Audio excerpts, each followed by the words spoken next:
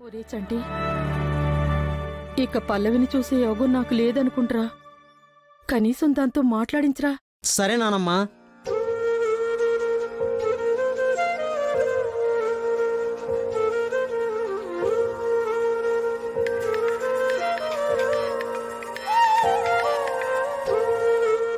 ఇదేంటి చంటి ఫోన్ చేస్తున్నాడు? హలో చంటి, ఎలా ఉన్నావు? ఏం బాలేదు వదినా, నానమ్మకి దెబ్బ తగిలింది. అరే ఏమైంది? ఇదిగో నువ్వే మాట్లాడొద్దునా. అమ్మ పల్లవి. హలో బామ్మగారు, ఏమైంది? మీకు దెబ్బ తగలడం ఏంటి? పడిపోయానమ్మా.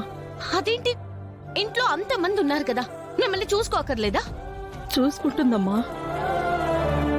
మీ చెల్లెలు బాగా చూసుకోవడం వల్లే నేను కింద పడ్డాను. అక్షితనా? ఆ అక్షిత మిమ్మల్ని పడేసిందా? అవునమ్మా. కొంచెం కాఫీ పెట్టమ్మా అన్నాను,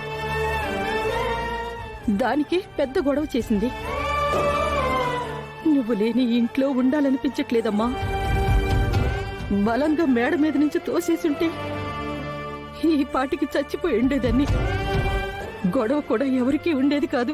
బామ్మగారు ఏంటా మాటలు? నిన్ను చూడాలనుందమ్మా. ఇదే మాట చరణ్కి కూడా చెప్పాను.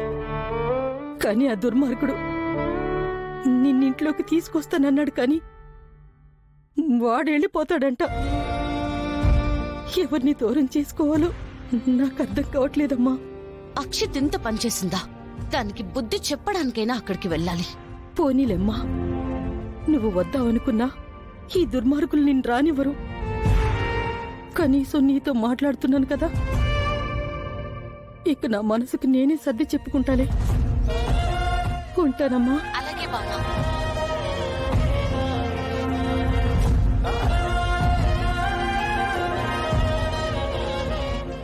బామ్మగారు చాలా బాధపడుతున్నారు. కనీసం ఆవిడ్ని ఓదార్చడానికైనా నేనక్కడికి వెళ్ళాలి. ఓదార్చి అక్షితకి బుద్ధి చెప్పాలి. కానీ ఎలా?